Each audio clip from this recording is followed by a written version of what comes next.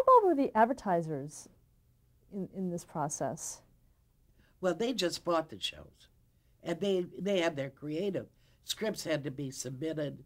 You know, they had certain approvals. What did they call it? Standards and practices. That's that was the word that both the networks and the advertising agencies used. So if there was something in it that they felt was offensive, you know, then you had to argue or either take it out or reshoot or do whatever you had. But Or legally, did the sponsors want? they wanted control. Oh yeah, they wanted to approve everything. So then you fought what kind of control they could have, and the only thing you wanted to give them was the standards and practices. You didn't want to give up your creative control. Your not your clients. You know, and sometimes you had to give up pieces of it, but we required them to act reasonably. You know, not to just turn down something. Because give you an example. On the Dick Van Dyke Show, Mary Tyler Moore wore capris.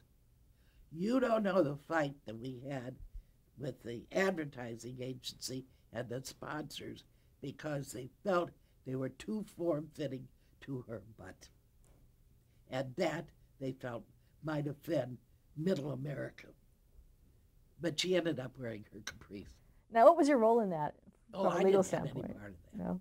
No, that was between Carl, the producer, and the creators, and our agents, the agents on the show. You know, help fight. So, but creative control is a problem today. Now, how was it worded in contracts in regards to creative control? They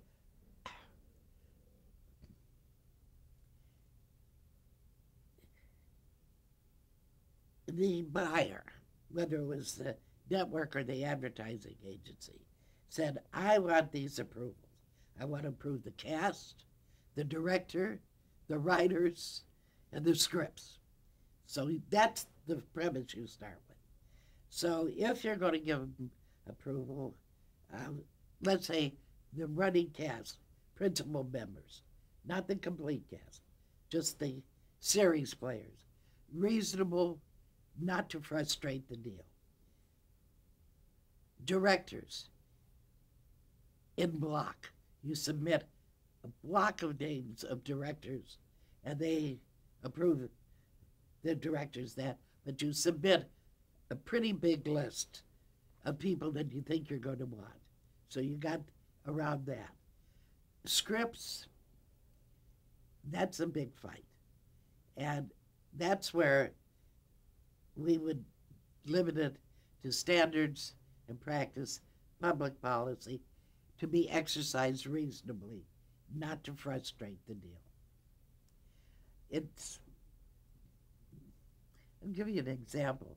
On the new Dick Van Dyke Show, the one that was done in Arizona with Hope Lang as Dick's wife, there is a scene. Remember, Dick he travels and he comes home one night after the little girl is put to bed, and they go into the bedroom, and you see the living room, and the little girl wakes up, and she wanders in to the bare bedroom.